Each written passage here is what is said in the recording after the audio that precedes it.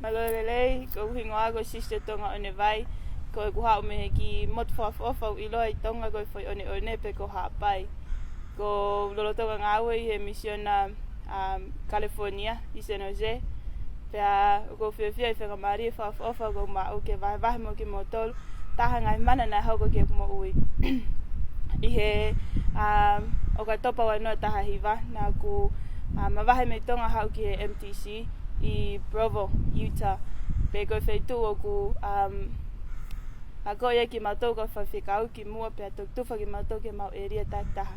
I he lava e wike whai e ku I he MTC, na e iai pauparema na hoko ke kumata, na e kamata ke whapopo uri, na e kamata ke ne nefu wakai e whahai tō matau.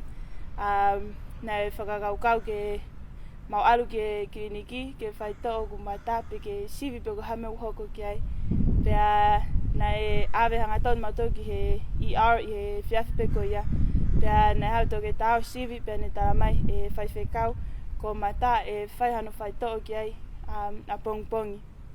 Na e mo meniti ko ni na wilifia, na o loto si, pea na o ngoi o ko taelata pe ko mama o mi api. Ko whaka amu ka pana e awhi wo mātua, ke upiki o na ni mape ke whanongoa na ngai whakaloto lahi ko toko toa peke whahako mai kia te au.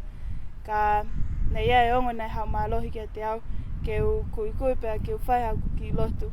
Pea ia ku lotu, na kumana tu ia ku kore ke tamai he vani. E tamai he vani, ko e fuafua whaitoan ke whakahoko kia te au, pea u ko mama o mi api. Pea u ko whakaamu ke omi ha loto lahi kia te au, ke u whakahoko e whaito o.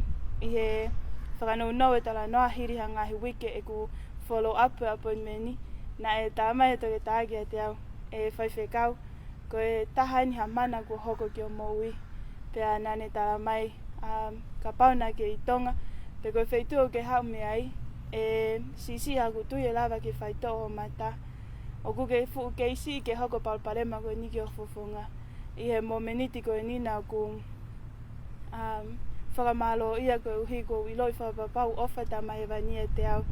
Pea kune awhio I ngai whaingata ia ko toko toa pe, ko kou whi au pa muia.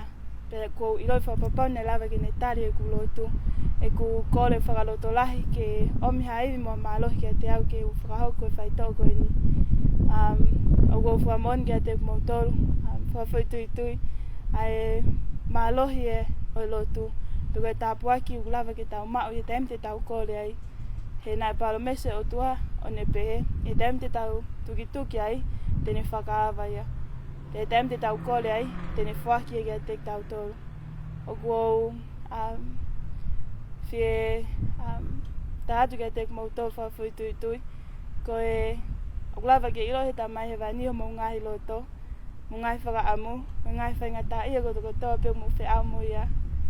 Pea ko whi vai haki ves wholofola I he tohi tapu, I he tohi a sione vai tā whaves tā walu, ko e tahaine ko ngahi ves wholofola ko manako ki ai, o pehe, e kai te tuku ke tue noa a ki mautoru, te uhau ki a te ki mautoru. O ko wha mo oni, I kai ke anga tā mahewa ni o tuku ki mautoru ke mautue noa, o kune ofa I a te ki mautoru whakawhui tui tui. O ko whae ni o wafa ako si su karaisi. Amen.